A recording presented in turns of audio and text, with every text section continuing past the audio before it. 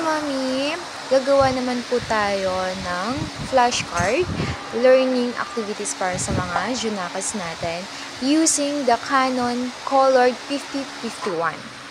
So, ayan po yung laminating film natin and then cutter. Ipapakita ko sa inyo kung paano natin gagawin yung flashcard.